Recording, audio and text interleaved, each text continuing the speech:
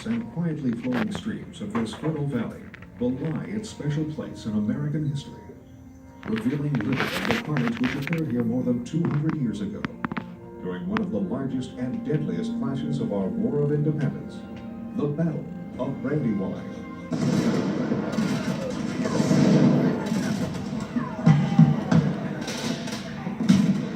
The roar of musket and cannon fire thundered across the Brandywine Valley on September 11, 1777, shattering the sultry morning calm with the menacing sounds of war. From dawn to dusk, in searing heat and blinding gunsmoke, English, German, and American soldiers struggled desperately for victory. The fate of the colonial capital in Philadelphia hanging in the balance. Outmanned and outmaneuvered, General George Washington and his army of citizen soldiers fought valiantly.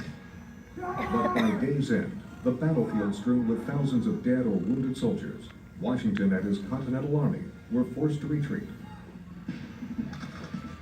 Washington's attempt to save Philadelphia failed, but the Americans succeeded in a crucial goal. They fought the British on their own terms, and when outmaneuvered, withdrew in good order to fight again.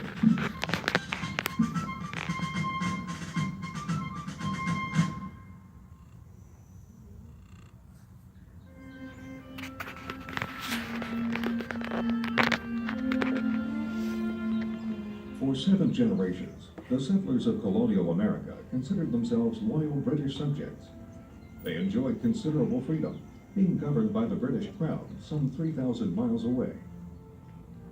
After 1763, however, the British Parliament reached across the ocean and passed a series of laws increasing its control over the prosperous 13 colonies. Many Americans strongly opposed the new laws, especially new taxes. American demands for a greater voice in their own government angered the British.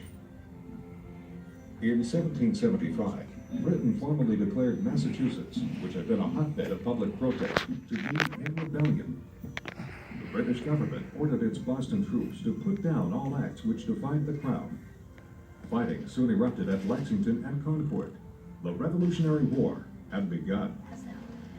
The conflict would last 8 years, claiming thousands of lives, and leading eventually to the birth of a new nation, the United States of America.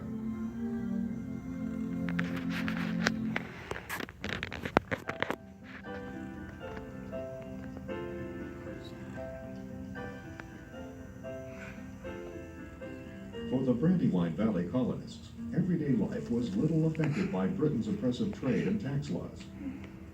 The people of 18th century Chadsport enjoyed considerable prosperity from their fertile land. This peaceful Quaker community of farmers, craftsmen, and artisans produced an abundance of food and manufactured goods, enough to supply themselves, other colonies, and overseas markets. Among